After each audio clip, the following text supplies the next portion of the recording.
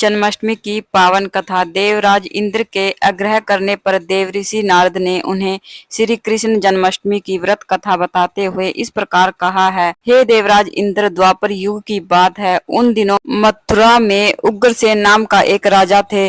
स्वभाव से तो वह बहुत ही सीधे साधे थे। यही कारण था कि उनके पुत्र कंस ने ही उनका राज्य हड़प लिया और स्वयं मथुरा का राजा बन बैठा। कंस की एक बहन थी जिसका नाम देवकी था। कंस अपनी बहन देवकी से बहुत प्रेम करता था। देवकी का विवाह वासुदेव से तय हुआ। विवाह संपन्न होने के बाद कंस स्वयं ही रथ हाँकते हुए अपनी बहन देवकी को उनके ससुराल छोड़ने के लिए तैयार हुआ। स्कंद पुराण के अनुसार जब वह अपनी बहन को छोड़ने के लिए जा रहा था, तभी एक आकाशवाणी हुई कि जिस बहन को वह इतने स्नेह से विदा करने स्वयं जा रहा है, उसी बहन का 8वां पुत्र ही तेरा वध करेगा। यह सुनते ही कंस क्रोधित हो गया तथा देवकी और वासुदेव को मारने के लिए जैसे ही आगे बढ़ा, तभी वासुदेव ने आगे बढ़कर कहा कि वह देवकी को कोई नुकसान ना पहुंचाए। वह स्वयं ही देवकी की 8वीं संतान को कंस को सौंप देगा। इसके बाद कंस ने वासुदेव और देवकी को मारने के बजाय कारागार में डाल दिया। कारागार में डालते ही देवकी ने कुछ समय बाद एक एक करके 7 संतानों को जन्म दिया।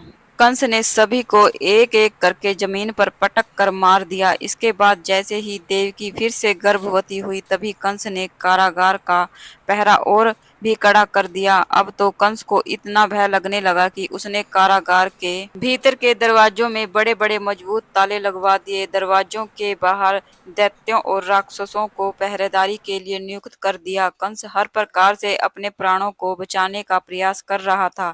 एक समय सिंह राशि के सूर्या में आकाश मंडल में जलाधारी मेघों ने अपना प्रभुत्व स्थापित किया। भाद्र मास के कृष्ण पक्ष की अष्टमी तिथि को घनघोर अर्ध रात्रि थी। उस समय चंद्रमा भी वृष राशि में था।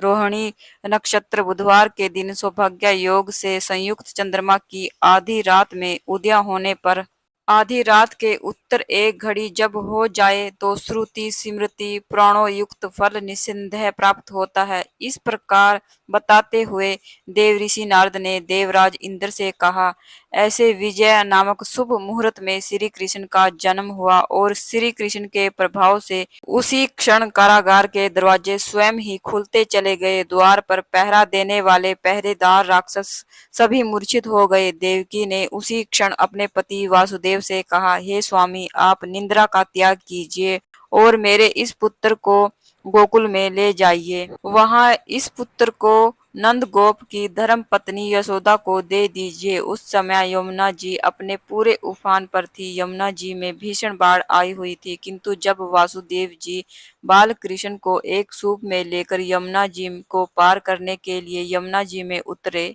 तो उसी क्षण कान्हा जी के चरणों का स्पर्श होते ही यमुना जी अपने पूर्व स्थिर रूप में आ गई। किसी प्रकार वासुदेव जी गोकुल पहुंचे और नंद बाबा के घर में प्रवेश करके उन्होंने अपना पुत्र तत्काल उन्हें दे दिया। उस समय यशोदा मैया गहरी नींद में थी, तो उन्होंने कन्या को उनके पास से उठाया और अपने नवजात पुत्र को कन्या की जगह पर रख दिया और वापस मथुरा में लौट आए। प्रातःकाल होने पर जब सभी राक्षस पहरेदार निंद्रा से जागे, तो कंस ने द्वारपालों से पूछा कि अब देवकी के गर्भ से क्या हुआ है, इस बात का पता लगाकर मुझे बताओ। द्वारपालों ने कंस की आज्ञा को मानते हुए जब कारागार में जाकर देखा कि वहां देवकी की गोद में एक कन्या थी, जिसे देखकर द्वारपालों ने तुरंत ही कंस को बताया, किंतु कंस को तो उस कन्या से भी भय होने लगा।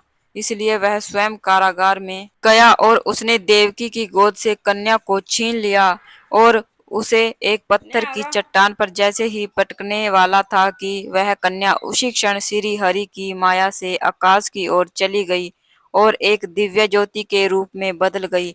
उसने कंस से कहा, हे दुष्ट, तुझे मारने वाला तो गोकुल में नंद बाबा के घर में उत्पन्न हो चुका है। उसी से तेरी मृत्यु भी सुनिश्चित है। मेरा नाम तो वैष्णवी है। मैं संसार के कर्ता भगवान विष्णु की माया से उत्पन्न हुई हूँ। ऐसा कहकर वह माया स्वर्ग की ओर चली गई। उस आकाशवाणी को सुनकर कंस क्रोधित हो उठा। उसने नंद बाबा के घर में पूतना राक्षसी को कृष्ण का वध करने के लिए भेजा। किंतु जब वह राक्षसी श्री कृष्ण को स्तनपान कराने लगी तो श्री कृष्ण ने उसके स्तनों से ही उसके प्राणों को खींच लिया और वह राक्षसी कृष्ण कृष्ण कहते हुए मृत्यु को प्राप्त हो गई। जब कंस को पूतना की मृत्यु का समाचार मिला तो उसने कृष्ण का वध करने के लिए बारी बारी से केसी नामक दैत्य को अश्व के रूप में, उसके बाद अरिष्ट नामक दैत्य को बैल के रूप में भेजा, किंतु यह दोनों भी श्री कृष्ण के हाथों मृत्यु को प्राप्त हो गए। इसके बाद कंस ने कालख्या नामक दैत्य को कौवे के रूप में भेजा, किंतु वह भी श्री कृष्ण के हाथों मारा गया। अपने बलवान राक्षसों की मृत्यु के आघात से कंस अत्यधिक भयभीत हो गया। उसने द्वारपालों को आज्ञा दी कि नंद बाबा को तत्काल मेरे सामने उपस्थित किया जाए। द्वारपाल नंद बाबा को लेकर जब उपस्थित हुए तो कंस ने नंद बाबा से कहा कि अगर तुम्हें अपने प्राणों को बचाना है तो पारिजात के पुष्प लेकर आओ, अगर तुम नहीं ला पाए तो तुम्हारा वध निश्चित है। कंस की बातों को सुनकर नंद जी ने ऐसा ही होगा कहा और अपने घर की ओर चले गए। घर आकर उन्होंने सारी बात अपनी पत्नी यशोदा जी को सुनाई, जिसे भगवान श्री कृष्ण भी सुन रहे थे। एक दिन श्री कृष्ण अपने मित्रों के साथ यमुना नदी के किनारे गेंद खेल रहे थे और अचानक स्वयं ही गेंद को यमुना नदी में फेंक दिया। यमुना में गेंद को फेंकने का मुख्य उद्देश्य यही था कि वे किसी भी प्रकार पारिजात पुष्पों को तोड़कर ले आएं, इसलिए वे एक कदम्ब के वृक्ष पर चढ़कर यमुना में कूद पड़े। कान्हा जी के यमुना में कूदने का समाचार श्रीधर नामक गोपाल ने जाकर भागते हुए यशोदा मैया को सुनाया, जिसे सुनकर यशोदा मैया नंगे पांव ही दौड़ी दौड़ी चली आई और यमुना नदी के किनारे आ पहुंची। उन्होंने यमुना जी से प्रार्थना करते हुए कहा, हे यमुना मैया, अगर मैं अपने बालक को देखूंगी तो भाद्रपद मास के रोहिणी युक्त अष्टमी का व्रत अवश्य करूंगी, क्योंकि दया दान सज्जन प्राणी ब्राह्मण कुल में जन्म, रोहिणी युक्त अष्टमी, गंगा जल एकादशी, गया श्रद्धा और रोहिणी व्रत, यह सभी अत्यंत दुर्लभ व्रत हैं। हजारों अश्वमेघ यज्ञ, सहस्त्र राजसूय यज्ञ, दान तीर्थ और व्रत करने से जो फल प्राप्त होता है, यह सब भाद्र मास के कृष्ण अष्टमी के व्रत करने से प्राप्त हो जाता है। यहाँ तक का वृतांत जानने के बाद देवराज इंद्र ने देवऋषि नारद से कहा, हे मुनियों में श्रेष्ठ देवऋषि नारद, यमुना नदी में कूदने के बाद उन बाल रूपी कृष्ण ने पाताल में जाकर फिर क्या किया, यह संपूर्ण वृत्तांत भी मुझे बताइए। नारद जी कहने लगे, नारायण नारायण, हे इंद्र, पाताल में उस बालक से नागराज की पत्नी ने कहा कि तुम यहाँ क्या कर रहे हो, कहाँ से आए हो और यहाँ आने का क्या प्रयोजन है। अगर तुम्हें कुछ चाहिए तो यह कंगन, मुकुट और मणियों का हार लेकर अपने घर वापस चले जाओ, क्योंकि इस समय मेरे स्वामी शयन कर रहे हैं। अगर वे उठ गए तो फिर तुम्हें डस लेंगे। नागपत्नी की बातें सुनकर श्री कृष्ण कहने लगे, हे कांते, मैं किस प्रयोजन से यहाँ आया हूँ, वृतांत भी मैं तुम्हें सुनाता हूँ। समझ लो, मैं कालिया नाग के मस्तक को कंस के साथ द्वित में हार चुका हूँ और वही लेने मैं यहाँ आया हूँ।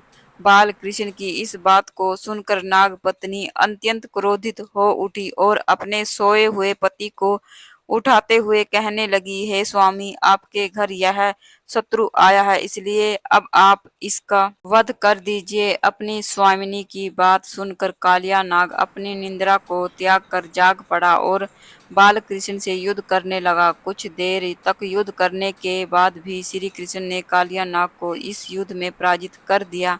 अब कालिया नाग भी भली भांति जान लिया, जिनसे मैं युद्ध कर रहा हूँ वे तो साक्षात भगवान श्री हरि के अवतार श्री कृष्ण जी हैं।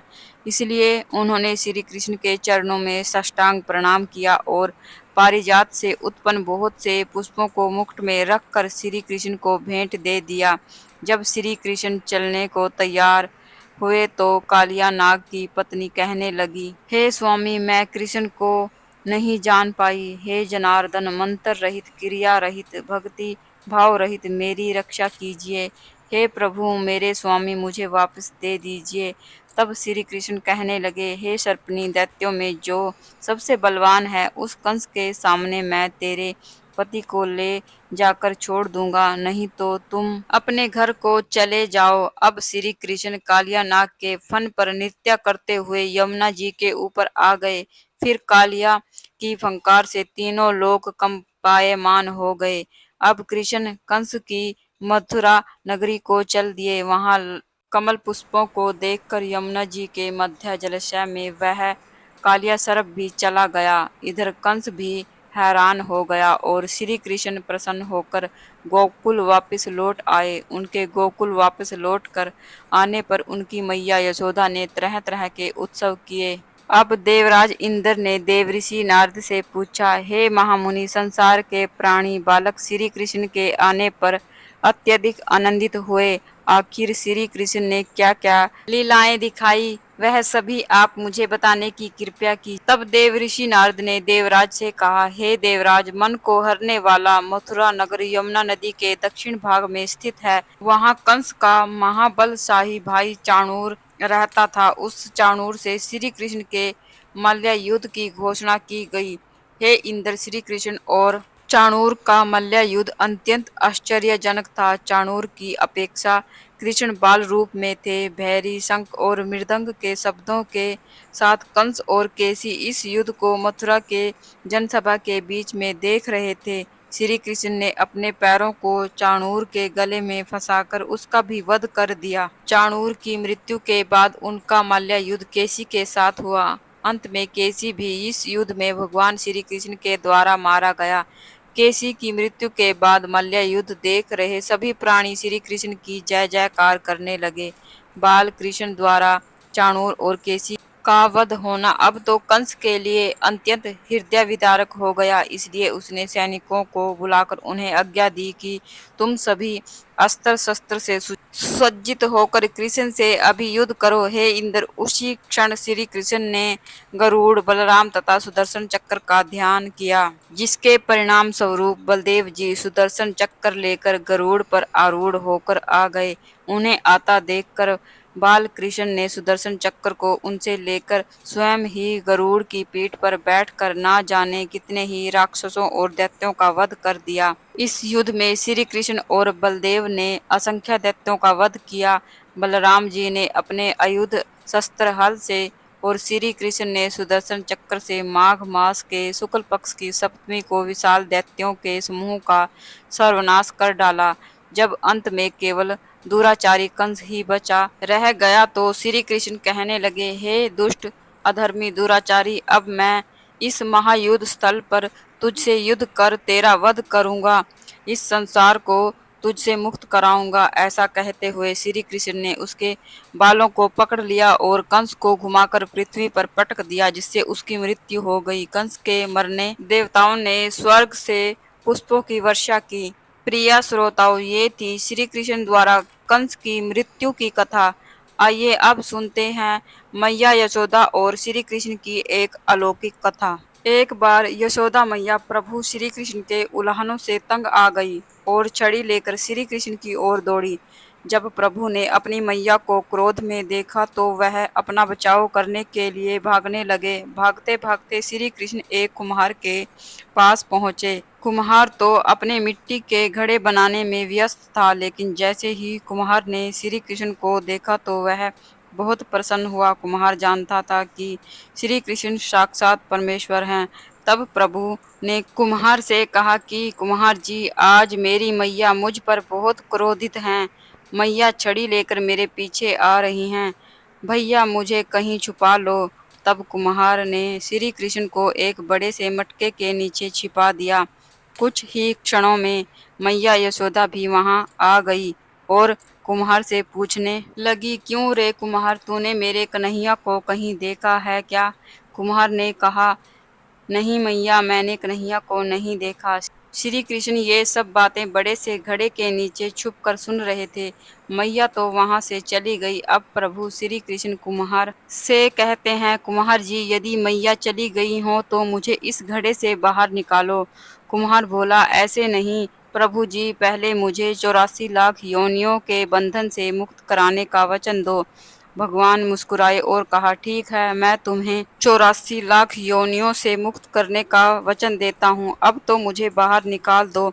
कुम्हार कहने लगा, मुझे अकेले नहीं प्रभु जी, मेरे पूरे परिवार के सभी लोगों को 84 लाख योनियों के बंधन से मुक्त करने का वचन दो, तो मैं आपको इस घड़े से बाहर निकालूंगा। प्रभु जी कहते हैं, चलो ठीक है, उनको भी मैं 84 लाख योनियों के बंधन से मुक्त होने का वचन देता हूँ, अब तो मुझे इस घड़े से बाहर निकाल दो। अब कुम्हार कहता है, बस प्रभु जी, एक विनती और है, उसे भी पूरा करने का वचन दे दो, तो मैं आपको घड़े से बाहर निकाल दूंगा। भगवान बोले, वो भी बता दे, क्या कहना चाहते हो। कुम्हार कहने लगा, प्रभु जी, जिस घड़े के नीचे आप छुपे हो, उसकी मिट्टी मेरे बैलों के ऊपर लाद के लाई गई है, मेरे इन बैलों को भी 84 के बंधन से मुक्त करने का वचन दे दो। भगवान ने कुम्हार के प्रेम पर प्रसन्न होकर उन बैलों को भी 84 के बंधन से मुक्त होने का वचन दे दिया। प्रभु बोले, अब तो तुम्हारी सब इच्छा पूरी हो गई है, अब तो मुझे घड़े से बाहर निकाल दो।